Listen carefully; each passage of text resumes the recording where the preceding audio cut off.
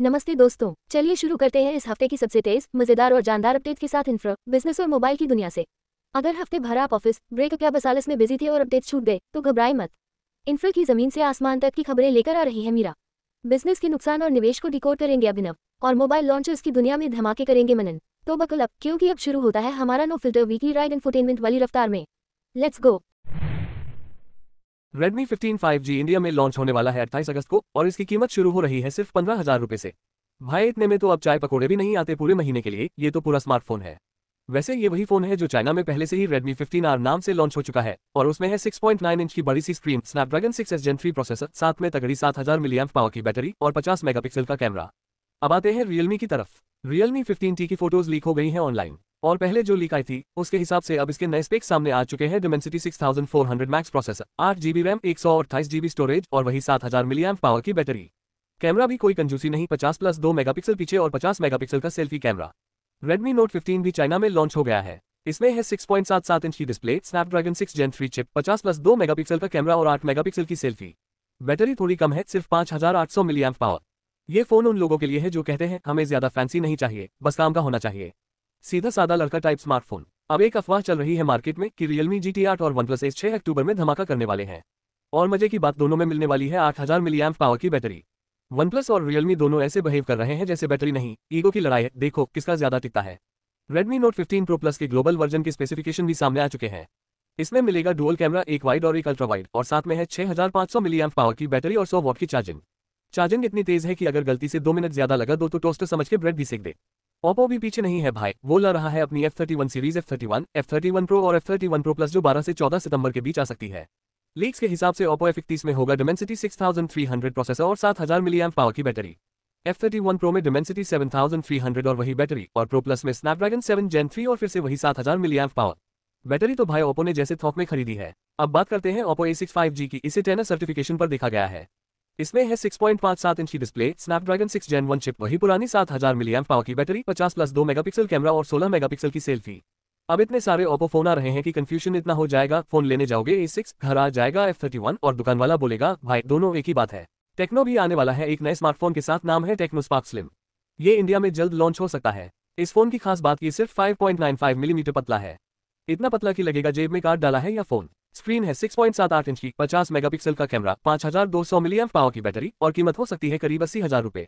हाँ भाई, नाम स्पार्क है लेकिन दाम सुन के दिल में ज्वालामुखी जल सकता है। अब बात करते हैं इटेल की, जिसने अपना नया फोन इटेल Zeno 20 लॉन्च किया है। कीमत है सिर्फ 5999 रुपए। इसमें है 6.6 इंच की display, Unisoc tiger T 7100 chip, 13 megapixel का कैमरा और 8 मेगापिक्सल की सेल्फी। बैटरी है 5000 मिलीएम्प पावर। ये उन लोगों के लिए है जो कहते हैं फोन चाहिए, बजट टाइट है लेकिन माँ को व्हाट्सएप चलाना सिखाना है। अब आते हैं Oppo Find X9 Pro पर। इसके फुल स्पेसिफिकेशन सामने आ गए हैं। इसमें है 6.78 इंच की स्क्रीन, Dimensity 9500 प्रोसेसर और पीछे कैमरा सेटअप जो है 50+50+200 मेगापिक्सल का, 200। सामने भी 50 मेगापिक्सल की सेल्फी। बैटरी है 7550 मिलीएम्प पावर। और अब बात करते हैं Honor की। Honor X7 दिया चुका है मार्केट में। इसमें है 6.77 इंच की स्क्रीन, स्नैपड्रैगन 685 चिप, 108+2 मेगापिक्सल का कैमरा, 8 मेगापिक्सल की सेल्फी और 6500 मिलीएम्प पावर की बैटरी। और सबसे आखिर में Honor Magic V Flip 2 भी चाइना में लॉन्च हो चुका है। इसमें है 200+50 मेगापिक्सल का कैमरा सेटअप, सामने 50 मेगापिक्सल की सेल्फी, बैटरी है 5500 मिलीएम्प पावर। स्क्रीन है 6.82 इंच की अंदर और 4 इंच की बाहर। प्रोसेसर है Snapdragon 8 Gen 3 और कीमत शुरू होती है करीब 67,000 रुपए से। मुंबई मेट्रो प्रोजेक्ट में काफी तेजी आई है क्योंकि Alstom ट्रांसपोर्ट अब 39 ड्राइवरलेस ट्रेन सेट्स और पूरा सिग्नलिंग सोल्यूशन सप्लाई करने जा रहा है मुंबई मेट्रो लाइन 4 के लिए। ये लाइन वडाला से कसरवडावली तक जाएगी और बीच में पूरे 32 स्टेशन होंगे। अब भाई 32 स्टेशन मतलब इतना लंबा सफर कि अगर किसी ने लव स्टोरी शुरू की तो एंड तक शादी तक की प्लानिंग हो जाएगी। पटना मेट्रो की बात करें तो प्राइम मिनिस्टर जी अगला महीना थोड़ा बिजी रहने वाले हैं क्योंकि वो पटना मेट्रो की प्रायोरिटी कॉरिडोर 2 का इनॉग्रेशन कर सकते हैं। ये corridor Patna junction railway station से शुरू होकर न्यू ISBT तक जाएगा। रास्ते में मलाही पकड़ी, खेमनीचक, भूतनाथ और 0 माइल जैसे स्टेशन आएंगे। ये स्टेशन के नाम ऐसे लग रहे हैं जैसे नेटफ्लिक्स की मर्डर मिस्ट्री के कैरेक्टर्स हों। अगला पड़ाव Bhootnath. Kochi metro rail project में भी जान आ गई है। सिस्टर MVA कंसल्टिंग ने कोची मेट्रो फेज 3 का डिटेल प्रोजेक्ट रिपोर्ट बनाना शुरू कर दिया है। ये फेज पहले से चल रही लाइन 1 का एक्सटेंशन होगा जो अलुवा से त्रिपुनिथुरा तक जाएगी, और इस बार ये एक्सटेंशन कोची इंटरनेशनल एयरपोर्ट तक भी जाएगा, नेदुम्बाशेरी के पास से। भाई एयरपोर्ट पे उतरते ही मेट्रो पकड़ लो। जैसे ही बाहर निकले ऑटो वाले बोले क्या ये दोस्ती टूट गई।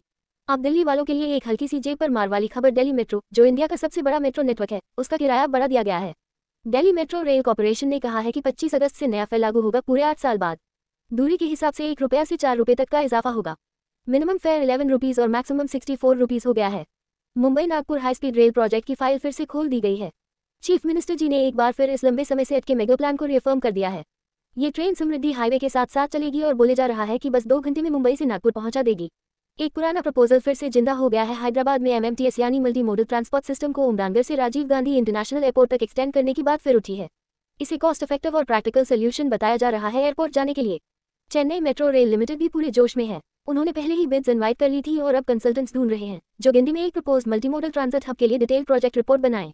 इसका मकसद है गिंडी मेट्रो स्टेशन कॉरिडोर 1 को चेन्नई बीच टैम्बरम लाइन के ट्रेन स्टेशन और MTC बस टर्मिनस से इंटीग्रेट करना। बोली तो ट्रांसपोर्ट का मिला। तमिलनाडु गवर्नमेंट ने अब प्रपोज्ड एयरपोर्ट के लिए साइट फाइनल कर दी है। होसुर सिटी के ईस्ट में, शुलागिरी तालुक में, बेरगी और बगलूर के बीच। अब अगले 2 हफ्तों में मिनिस्ट्री ऑफ सिविल एविएशन से साइट क्लियरेंस लेने की तैयारी हो रही है। भाई चलो कम से कम एयरपोर्ट का लोकेशन तो डिसाइड हुआ, वरना पहले तो एयरपोर्ट भी टिंडर बायो की तरह लगता था। Location complicated. पुणे एयरपोर्ट भी अब बड़ा बनने की तैयारी में है। करीब 100 करोड़ रुपए का एक्सपेंशन प्लान है। इससे 5 नए एयरक्राफ्ट पार्किंग बेस, एक रिमोट बे और एक डेडिकेटेड कार्गो टर्मिनल बनने वाला है। बोली तो अब प्लेनों को भी खुद की पार्किंग मिलेगी, वरना वो भी सोच रही थी हर बार टर्मिनल एक कोई नया स्पॉट दो यार। केरल सरकार भी पीछे नहीं है। अगले महीने बिड्स इनवाइट करने वाली है एक टनल रेल प्रोजेक्ट के लिए जो विजनजाम इंटरनेशनल सीपोर्ट को बलरामपुरम रेलवे स्टेशन से जोड़ेगा। लागत है पूरे 1483 करोड़ रुपए। कंस्ट्रक्शन शुरू होगा 2026 में और खत्म होगा 2028 तक। आप चलते हैं एक पूरी तरह अलग इंडस्ट्री की तरफ। Toy sector department for promotion of industry and internal trade अब एक नया मेजर पुश देने वाला है। सरकार ने लगभग 13,100 करोड़ रुपए का इंसेंटिव स्कीम फाइनल कर लिया है टॉय सेक्टर के लिए। अब बच्चों के खिलौने इतने हाईटेक होंगे कि बच्चा बोलेगा पापा मुझे रोबोट चाहिए जो मैथ्स होमवर्क भी कर दे। और आखिरी में एक थोड़ी ब्राइट सी खबर। Union minister for new and renewable energy ने बताया कि गुजरात, झारखंड, चंडीगढ़ और लद्दाख जैसे इलाकों में नए सोलर कारपोर्ट्स बन चुके हैं जहां गाड़ियां पार्क होंगी और साथ ही ऊपर से सोलर इलेक्ट्रिसिटी भी बनेगी। बोली तो गाड़ी भी चिल करेगी, सूरज भी काम करेगा और बिजली का बिल बोलेगा थैंक यू। पेटीएम ने एकदम झक्कास चाल चली है। उन्होंने फास्टर पेमेंट नेटवर्क्स को पूरे 61 करोड़ में खरीद लिया है। मतलब भाई पेटीएम अब पेमेंट में फास्टर फादर बन गया है। और साथ ही उन्होंने अपने रियल मनी गेमिंग वाले बिजनेस फर्स्ट गेम्स को भी टाटा बाय बाय बोल दिया है। गेम खेलने वाले सोच रहे होंगे भाई अभी तो हम जीतना शुरू किए थे। फिजिक्स वल्लाह की अनऑफिशियल 2025 फाइनेंशियल्स बाहर आ गई हैं। और सुनो ऑपरेटिंग रेवेन्यू 55% बढ़कर 3,000 करोड़ हो गया है और लॉसेज में 80% की कटौती। भाई ये तो वही बात हो गई, पहले पढ़ाते थे अब कमाते भी हैं। लग रहा है आईपीओ की तैयारी चालू है। 4,500 करोड़ का आईपीओ लाने वाले हैं। पामनस जो डेमीफाइन ज्वेलरी स्टार्टअप हैं और शार्क टैंक इंडिया में दिखे थे, उन्होंने 55 करोड़ की फंडिंग उठाई है सीरीज ए राउंड में। अब वो नए डिजाइन लाएंगे और स्टोर्स भी खोलेंगे। ज्वेलरी लवर्स तो अभी से विशलिस्ट बना रहे होंगे भाई इन्वेस्टमेंट ज्वेलरी में करूँ या स्टॉक्स में। बिग हाथ एग्रो जो फार्मिंग और एग्रीटेक का फुल स्टैक प्लेटफॉर्म है, उनका ऑपरेटिंग रेवेन्यू 1,100 करोड़ को पार कर गया है और लॉसेस सिर्फ 25 करोड़ रह गए हैं। भाई किसान तो अब बोल रहे होंगे हमारा भी स्टार्टअप खोल दो। मिको वो वाला प्यारा सा बच्चा रोबोट, हाँ वही जो बच्चों से बातें करता है, वो अब 1,325 करोड़ की सीरीज डी फंडिंग उठा रहा है। पोस्ट मनी वैल्यूएशन हो गया है $550 मिलियन। ऑल्टम क्रीडो होम फाइनेंस या अफोर्डेबल हाउसिंग फाइनेंस में काम करते हैं। इन्होंने भी अपने एग्जिस्टिंग इन्वेस्टर से 170 करोड़ रुपए की इक्विटी फंडिंग ली है। फाइनेंशियल ईयर 24 में इनका रेवेन्यू 67% बढ़कर 112.87 करोड़ पहुंचा और प्रॉफिट भी डबल होकर 20 करोड़ रुपए हो गया। घर बनाने वालों के लिए खुशखबरी, EMI थोड़ी कम हो जाए तो अच्छा लगे। हराजुकू टोक्यो कैफे, नाम सुनते ही नूडल्स की खुशबू आने लगी ना। इस जापानी कैजुअल डाइनिंग और QSR चेन ने 19 करोड़ की सीड फंडिंग ली है। अब नए शहरों में एंट्री करेंगे। भाई सुशी लवर्स अब सोच रहे होंगे चलो अब मोमोस छोड़ो टोक्यो चलो। स्क्वायर यार्ड्स जो एक रियल एस्टेट और मॉर्गेज प्लेटफॉर्म है, उन्होंने Q1 फाइनेंशियल ईयर 26 में 378 करोड़ की रेवेन्यू दिखाई है 45% ग्रोथ के साथ। और पिछले साल जहां लॉस था अभी EBITDA 4.4 करोड़ का हो गया है। आईपीओ लाने की प्लानिंग है 2,000 करोड़ का। वैल्यूएशन लगभग $1.5 बिलियन से $2 बिलियन के बीच हो सकती है।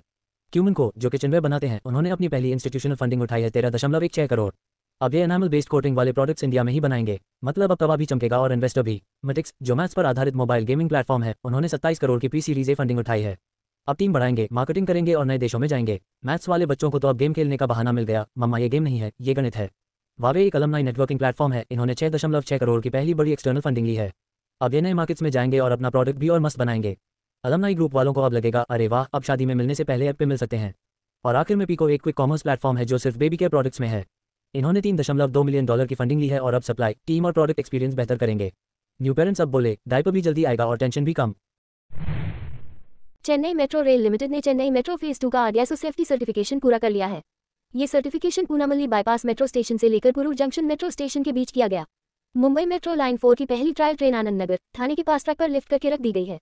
ट्रायल रन सितंबर से शुरू होगा। लाइन 4 अभी कंस्ट्रक्शन में है और वडाला से कसरवदावली तक जाएगी। और हाँ, लाइन 4A लाइन 4 का एक्सटेंशन है, ये कसरवदावली से गिमुक तक जाएगी।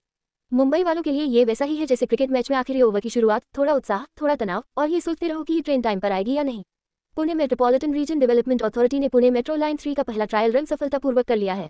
ये मन डिपो से लेकर बिलेवाड़ी स्टेडियम स्टेशन तक हुआ। इस लाइन को पुनेरी मेट्रो कहा जाता है और ये हिंजवाड़ी से शिवाजीनगर को जुड़ेगी, जिसमें पूरे 23 स्टेशन होंगे। इतना लंबा सफर कि अगर रिश्तेदार साथ हो तो बीच में 2 बार लड़ाई और 1 बार माफी हो ही जाएगी। मध्य प्रदेश की कैबिनेट ने अभी कंसल्टेंसी फीस अप्रूव की है। डिटेल्ड प्रोजेक्ट रिपोर्ट तैयार करने के लिए Ujjain Indore Pithampur metro rail project का पहले फेज में मेट्रो महाकालेश्वर उज्जैन से शुरू होकर इंदौर के लवकुश स्क्वायर तक जाएगी और दूसरे फेज में ही पीथमपुर तक एक्सटेंड होगी। देख लो भाई, अब एमपी में मेट्रो भी तीर्थ यात्रा करवाएगी, पहले दर्शन फिर शॉपिंग और फिर बोलेंगे हमारा तो स्पिरिचुअल भी और स्पेशल भी। National high speed rail corporation ने बताया है कि Mumbai Ahmedabad bullet train project में साबरमती, अहमदाबाद, आनंद, वडोदरा, भरूच, सूरत, बिलीमोरा और वापी में स्ट्रक्चरल वर्क पूरा हो गया है। अब अंदर की फिनिशिंग एक्टिविटीज चल रही हैं, जैसे रूफिंग, इंटीरियर्स और पैसेंजर फैसिलिटीज।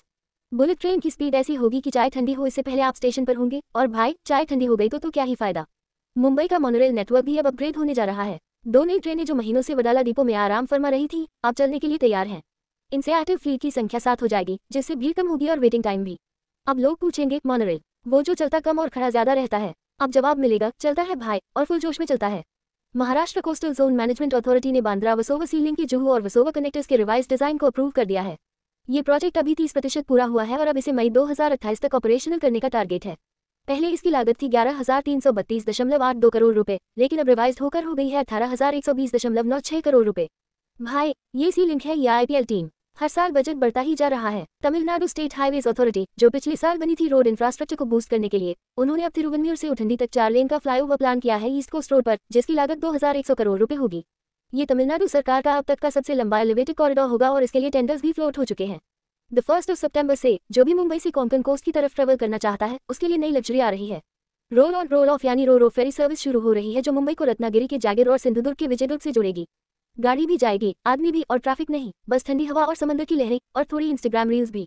यूनियन कैबिनेट ने 4 बड़े रेलवे प्रोजेक्ट्स को ग्रीन सिग्नल दे दिया है, जिनकी कुल लागत 12,328 करोड़ रुपए होगी।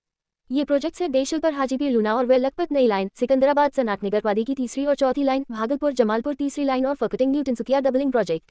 लखनऊ डेवलपमेंट अथॉरिटी ने एक डिटेल्ड प्रोजेक्ट रिपोर्ट तैयार की है एक नए फ्लाईओवर के लिए, जो पिपरघाट, जनेश्वर मिश्रा पार्क, शहीद पार्क, किसान पार्क, एकना स्टेडियम, अर्जुनगंज और गोमती रिवर को जोड़ देगा। खर्च आएगा 320 करोड़ रुपए। इतना कनेक्टेड रहेगा सब कुछ की टिंडर भी शर्मिंदा हो जाए, इतना लिंकिंग। भाई हमें भी सिखाओ। महाराष्ट्र कैबिनेट ने Nagpur Gondia access control expressway के ब्लूप्रिंट और लैंड एक्विजिशन प्रोसेस को मंजूरी दे दी है। ये एक्सप्रेसवे 10 तालुका और 115 गांवों से गुजरेगा, जिसमें होंगी 26 फ्लाईओवर्स, 78 ब्रिजेस, 71 कनाल क्रॉसिंग और 8 डेडिकेटेड एनिमल अंडरपासेस। हाँ भाई, जानवरों के लिए भी वीआईपी टनल मिल रही है।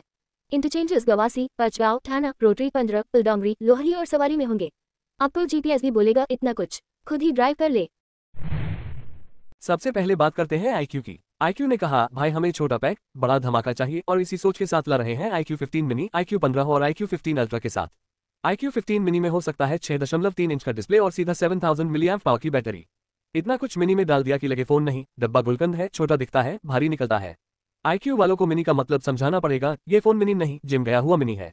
अब आते हैं Xiaomi 16 Pro पर। इसमें है 6.8 इंच का फ्लैट LTPO OLED डिस्प्ले, और पहली बार Xiaomi ने कहा भाई कर्ज हटा दो, सीधे बात करते हैं। इसके साथ मिलेगा स्नैपड्रैगन 8 Elite 2 और 50 मेगापिक्सल का सेल्फी कैमरा, जो 4K पर 60 FPS में वीडियो शूट करेगा। 4K सेल्फी कैमरा, भाई अब लोग शादी की फोटोज भी फोन से ही खींचवाएंगे, फोटोग्राफर बोलेगा काम धंधा बंद करो भाई। Realme ने अपने 828 फैन फेस्टिवल में 2 ऐसे कॉन्सेप्ट फोन दिखा दिए जिनको देखकर पावर बैंक भी शर्मिंदा हो जाए। पहला फोन 15000 मिलीएम्प पावर बैटरी के साथ। भाई फोन कहें काहे का इन्वर्टर, अंदर होगा Dimensity 7300, 6.7 इंच का डिस्प्ले, 12 GB रैम और 256 GB स्टोरेज। दूसरा फोन 10,000 मिलीएम्प पावर की बैटरी, लेकिन इसके साथ कूलिंग फैन और थर्मोइलेक्ट्रिक कूलर भी। लग रहा है Realme वालों ने कहा हमारा फोन नहीं, पूरा साईफाई स्पेसशिप है। इतना इनोवेशन तो इंजीनियरिंग के वाइवर में भी नहीं दिखता। सैमसंग भी पीछे नहीं है। Galaxy A07 अब लॉन्च हो गया है, जो इंडिया में Galaxy M07 के नाम से आएगा। इसमें मिलेगा 6.7 इंच का display, Helio G99 processor, 50+2 megapixel का कैमरा, 8 मेगापिक्सल सेल्फी और 5000 मिलीएम्प पावर की बैटरी। और प्राइस बस 8000 से 9000 रुपए। मतलब सैमसंग भी अब बजट गेम में उतर आया है, जैसे अंबानी ने कहा हो अब मैं पकोड़े भी बेचूंगा। Vivo T4 Pro आया है मस्त स्पेसिफिकेशन के साथ, Snapdragon 7 Gen 4, 6.77 inch display, 6500 milliamp power battery और कैमरा सेटअप 50+2 मेगापिक्सल, साथ में 32 मेगापिक्सल की सेल्फी। प्राइस शुरू होती है 27,999 से, और हाँ EMI में दिल नहीं टूटता, बैंक अकाउंट टूटता है। अब बात करते हैं Vivo Y500 की, जो 1 सितंबर को लॉन्च होगा। लीक्स के मुताबिक इसमें होगा 6.77 inch display, Dimensity 7300, 50+2 megapixel camera, 8 megapixel selfie और 8200 मिलीएम्प पावर की बैटरी। Samsung Galaxy S25 fan edition आ रहा है 4 सितंबर को, नेवी, जेट ब्लैक, व्हाइट और आइसी ब्लू जैसे रॉयल रंगों में। इसमें है 6.7 इंच का डिस्प्ले, एक्सिनोस 2400 50+12+8 मेगापिक्सल का कैमरा सेटअप, 12 मेगापिक्सल की सेल्फी और 4900 milliamp power battery. Price leak हुआ है $649.99। भाई इतने में तो 2 साल पुरानी बाइक मिल जाती है। इन्फिनिक्स हॉट 60 प्रो प्लस ने तो कमाल कर दिया। ये बना है दुनिया का सबसे पतला 3D कर्व डिस्प्ले वाला phone. Guinness world record holder सिर्फ 5.95 मिलीमीटर मोटा, यानी इतना पतला कि जेब में नहीं, वॉलेट में रख लो। Vivo V60 Lite भी Geekbench पर देखा गया स्नैपड्रैगन 685 के साथ 8 GB रैम और Android 15। अब देखना यह है कि लाइट नाम है पर चलने में भारी तो नहीं होगा। Oppo Find X9 के भी स्पेसिफिकेशन लीक हो गए हैं। 6.59 इंच डिस्प्ले, Dimensity 9500, तीनों कैमरा 50+50+50 मेगापिक्सल और 50 मेगापिक्सल की सेल्फी, साथ में 7025 मिलीएम्प पावर की बैटरी और Oppo का प्लस की नाम का कुछ नया फीचर भी। भाई ये प्लस की क्या है? वॉल्यूम प्लस दबाते ही पिज्जा ऑर्डर होता है क्या, या एक्स को अनब्लॉक कर देता है? सैमसंग गैलेक्सी S26 अल्ट्रा में बड़ा कैमरा आइलैंड होगा और 5000 मिलीएम्प पावर की बैटरी मिलेगी। भाई ये कैमरा आइलैंड इतना बड़ा होगा कि अगर कोई इसे देख के पूछे वेकेशन कब चलना है। और लास्ट में बात करते हैं Oppo F31 Trio की। इसके लीक्स के अनुसार Oppo F31 आएगा Dimensity 6300 के साथ, Oppo F31 Pro में होगा Dimensity 7300 और Oppo F31 Pro Plus में मिलेगा Snapdragon 7 Gen 3। तीनों में 7000 मिलीएम्प पावर की बैटरी। इतना कंफ्यूजन तो टिंडर पर नहीं होता जितना Oppo के मॉडल्स में है। हर मॉडल का नाम ऐसा जैसे जेठालाल का व्हाट्सएप ग्रुप, कोई समझ नहीं पाएगा कौन सच्चा हीरो है। कानपुर मेट्रो प्रोजेक्ट ने अच्छा खासा प्रगति की है। हाल ही में TBM टनल बोरिंग मशीन ने ककरदेव स्टेशन पर दूसरा ब्रेक थ्रू किया है। ये ब्रेक थ्रू मेट्रो लाइन 2 पर हो रहा है, जो एग्रीकल्चर यूनिवर्सिटी से 12/8 तक जाएगी। मुंबई मेट्रो में भी नया काम शुरू हो गया है। दहिसर भायंदर लाइन, जो मुंबई मेट्रो लाइन 9 का हिस्सा है, अब दहिसर ईस्ट, पंदुरंगवाड़ी, मिरगांव, काशीगोंग सेक्शन तक पहुंचेगी। Mandala Chembur Mumbai metro line 2B का पहला चरण भी इस साल के अंत तक शुरू हो सकता है। ये line Mandala depot, Mankhurd, BSNL telecom factory, Shivaji Chowk और डायमंड गार्डन जैसे अहम इलाके कनेक्ट करेगी। मुंबई वालों का तो बस यही हाल है, हर मेट्रो में सीट लेने के लिए स्पीड भी बढ़ानी पड़ती है, फिर भी ट्रैफिक वही का वही। अब बात करते हैं हाई स्पीड रेल की। National high speed rail corporation ने Mumbai Ahmedabad bullet train project में 317 किलोमीटर की वायडक्ट निर्माण प्रक्रिया को पूरा कर लिया है। गोवा के जल परिवहन मंत्री ने बताया कि कोची मेट्रो रेल गोवा में वाटर मेट्रो के लिए फीजिबिलिटी रिपोर्ट तैयार कर रहे हैं। अब गोवा के बीचों बीच मेट्रो चलेगी तो हर कोई सोच रहा है कि अब मछलियों के लिए भी सीट रिजर्व करनी पड़ेगी। दक्षिण भारत में हाई स्पीड कनेक्टिविटी के लिए एक और कदम बढ़ा दिया गया है। हैदराबाद और चेन्नई के बीच बुलेट ट्रेन कनेक्शन के लिए फीजिबिलिटी स्टडी शुरू हो गई है। इससे यात्रा का समय 12 घंटे से घटकर सिर्फ 2 घंटे हो जाएगा। मतलब आप सुबह का नाश्ता हैदराबाद में करेंगे, लंच चेन्नई में और डिनर वापस हैदराबाद में। अब रेल मंत्रालय ने भी वंदे भारत ट्रेन की कोच बढ़ाने का फैसला किया है। ये ट्रेनें अब मंगलुरु सेंट्रल से तिरुवनंतपुरम सेंट्रल, सिकंदराबाद तिरुपति, चेन्नई एग्मोर तिरुनेलवेली, मदुराई बेंगलुरु कैंट, दियोघर वाराणसी, हावड़ा रोरकेला और इंदौर नागपुर के बीच ज्यादा कोच के साथ चलेंगी। भारत सरकार जल्द ही फार्मा और मेटेक सेक्टर में रिसर्च और इनोवेशन को बढ़ावा देने के लिए 5000 करोड़ रुपए की स्कीम लॉन्च करने वाली है। इसका मतलब अब हमारे देश में मेडिकल टेक्नोलॉजी और दवाइयों का इनोवेशन तेजी से होगा। शायद अब जल्द ही कोई ऐसी दवाई बने जो मंदे ब्लूज को ठीक कर दे। बिहार सरकार ने मुख्यमंत्री महिला रोजगार योजना को मंजूरी दी है, जिसके तहत महिलाएं अपनी पसंद का बिजनेस शुरू कर सकेंगी। उनको पहले इंस्टॉलमेंट के तौर पर 10,000 रुपये मिलेंगे। अब बिहार की महिलाएं अपनी दुकान खोल सकती हैं और सोचिए शायद अगली बार मिथिला मखाना के साथ एक नया बिजनेस सामने आए। महाराष्ट्र सरकार ने शक्तिपीठ एक्सप्रेसवे प्रोजेक्ट को मंजूरी दी है। ये प्रोजेक्ट वर्धा से शुरू होकर गोवा बॉर्डर तक जाएगा। कुल खर्चा होगा 20,787 करोड़ रुपए। वर्धमान स्पेशल स्टील्स ने लुधियाना जिले में 2,500 करोड़ रुपए की स्पेशल और अलॉय स्टील प्लांट लगाने का प्लान बनाया है। इसके साथ ही 500 करोड़ रुपए की सोलर पावर फैसिलिटी भी लगेगी। सोचिए अब स्टील के साथ सोलर एनर्जी का भी तड़का लगेगा। धरती माँ का प्यार और सूरज की शक्ति। National board for wild life ने शबरीमला रोपवे प्रोजेक्ट के लिए फील्ड इंस्पेक्शन को मंजूरी दी है। इस प्रोजेक्ट की लागत 250 करोड़ रुपए होगी। अगर ये प्रोजेक्ट बन गया तो लगता है पहाड़ों पर चढ़ने का तरीका बदल जाएगा, जैसे चढ़ाई में एंटरटेनमेंट का तड़का लगेगा। अब पुणे में Katraj Kondhwa road widening project भी बढ़ रहा है और पुणे म्यूनिसिपल कॉर्पोरेशन ने 470 करोड़ रुपए की राशि भूमि अधिग्रहण के लिए मंजूरी दी है। इस प्रोजेक्ट का लक्ष्य दिसंबर 2026 तक पूरा करना है। ग्रो, जो कि एक डिजिटल इन्वेस्टमेंट प्लेटफॉर्म है, उसे सेबी से IPO लाने की मंजूरी मिल गई है। और भाई मीडिया वालों के हिसाब से ये कंपनी 800 मिलियन से $1 बिलियन तक उठाने वाली है। हाँ, सही सुना आपने, इतने में तो हम पूरे मोहल्ले की शादी एक साथ करवा लें। फाइनेंशियल ईयर 2025 में इनकी रेवेन्यू 31% बढ़कर 4056 करोड़ रुपए हो गई और प्रॉफिट तो 3 गुना होकर 1819 करोड़ पहुंच गया। लगता है ग्रोव वालों ने कुछ सही ग्रोव किया है। अब आते हैं आई फाइनेंस पर। यह माइक्रो लेंडिंग कंपनी है और इन्होंने फाइनेंशियल ईयर 2026 की Q1 के अनऑडिटेड रिजल्ट बताए हैं। रेवेन्यू 21.5% बढ़कर 407 करोड़ हो गया, लेकिन प्रॉफिट आधा होकर सिर्फ 30.5 करोड़ पर आ गया। मतलब कमाई तो ठीक है, लेकिन प्रॉफिट के नाम पर थोड़ी आय हाई हो गई। भाव नाम का एक पेट केयर स्टार्टअप है। हाँ, नाम सुनते ही मुझे भी भौंकने का मन किया। इन्होंने $2 लाख की फंडिंग उठाई है। अब ये पैसा कुत्तों और बिल्लियों की देखभाल के लिए नए शहरों में घुसने में लगेगा। मतलब जानवरों के लिए भी स्टार्टअप चल रहे हैं और हम इंसान अभी तक अपने रूममेट से तौलिया शेयर कर रहे हैं। लीप इंडिया एक लॉजिस्टिक्स सॉल्यूशन कंपनी है, उसने सेबी के पास अपना DRHP फाइल कर दिया है। कंपनी 400 करोड़ रुपए की फ्रेश इश्यू और 2000 करोड़ रुपए की ऑफर फॉर सेल लाएगी। और आईपीओ से पहले 80 करोड़ की प्री आईपीओ फंडिंग उठाने की भी प्लानिंग है, मतलब आईपीओ शुरू होने से पहले ही आधा खजाना बुक। फाइनेंशियल ईयर 25 में इनकी रेवेन्यू थी 466 करोड़ और प्रॉफिट सिर्फ 37.5 करोड़। थोड़ा लीप तो किया, लेकिन लंबा कूदना अभी बाकी है। न्यू स्पेस, जो एक डिफेंस स्टार्टअप है, उसने 115 करोड़ रुपए का डेट फंडिंग राउंड उठाने का प्लान बनाया है। पैसा वर्किंग कैपिटल, कॉर्पोरेट खर्च और कपैक्स के लिए होगा। फाइनेंशियल ईयर 24 में इनकी रेवेन्यू सिर्फ 96.25 लाख रही और लॉस 62 करोड़। भाई डिफेंस बना रहे हो या डिफेंस में ही सब उड़ रहा है। वेलबींग न्यूट्रिशन एक हेल्दी ब्रांड है जो क्लीन लेबल न्यूट्रास्यूटिकल्स बनाता है। फाइनेंशियल ईयर 25 में इनकी रेवेन्यू 100% बढ़कर 170 करोड़ हो गई, लेकिन लॉस भी बढ़कर 30 करोड़ हो गया। मतलब ग्राहक फिट हो रहे हैं लेकिन कंपनी खुद आईसीयू में है। ट्रांस बैंक एक बैंकिंग इंफ्रास्ट्रक्चर प्लेटफॉर्म है, उसने $25 मिलियन की सीरीज बी फंडिंग उठाई है। पैसा एक्सपेंशन और टेक टैलेंट पर खर्च होगा। फाइनेंशियल ईयर 24 में इनकी रेवेन्यू सिर्फ 2.68 करोड़ थी और लॉस 1.25 करोड़। बैंकिंग में तो सबका पैसा घूमता है, लेकिन यहाँ अपना ही चक्कर में पड़ गया। पैनेसिया बायोटेक फार्मा एक फार्मा कंपनी है जो अब पावर गमीज नाम के न्यूट्रास्यूटिकल ब्रांड को खरीदने वाली है। टर्म्स एंड कंडीशंस फाइनल हो रहे हैं। फाइनेंशियल ईयर 24 में कंपनी की रेवेन्यू 17.4 करोड़ थी और लॉस 21 करोड़। यानी गमीज बिक रही है लेकिन फायदे की जगह गले की फांस बन गई है। बायोफ्यूल सर्कल, जो कि बायोमास और बायोफ्यूल का ऑनलाइन मार्केट प्लेस है, ये 70 करोड़ की नई फंडिंग राउंड लाने वाला है। वैल्यूएशन लगभग 525 करोड़ बताई जा रही है। फाइनेंशियल ईयर 24 में ऑपरेटिंग रेवेन्यू 3 गुना होकर 29 करोड़ हो गया और लॉस 28% घटकर 4.9 करोड़ रह गया। यूनिफोर्ट, जो कि एक कन्वर्सेशनल ऑटोमेशन कंपनी है, उसने OBI को खरीद लिया है और अब ऑटोनॉम को खरीदने की तैयारी है। OBI के पास एडवांस AI मॉडल्स हैं और ऑटोनॉम उन मॉडलों को हकीकत में बदलता है। यानी एक टेक्निकल शादी हो रही है, दूल्हा कोडिंग करता है, दुल्हन डिलीवरी। वटो एक यूज 2 व्हीलर मार्केट प्लेस है, उसने सीरीज ए राउंड में 61.4 करोड़ रुपए की फंडिंग उठाई है। ये पैसा नए शहरों में एक्सपेंशन, सप्लाई और कस्टमर सर्विस सुधारने में लगेगा। सुन लो भाई, गाड़ी भले सेकंड हैंड हो लेकिन इरादे फर्स्ट क्लास हैं। और लास्ट में न्यूयॉर्क नाम की एक ज्वेलरी ब्रांड है जो सेलिब्रेशन वियर पर फोकस करती है। इन्होंने 2.5 करोड़ रुपए की प्री सीड फंडिंग उठाई है। अब ये पैसा ऑनलाइन और ऑफलाइन एक्सपेंशन, नए प्रोडक्ट्स और डिजाइन इनोवेशन पर खर्च होगा। धन्यवाद।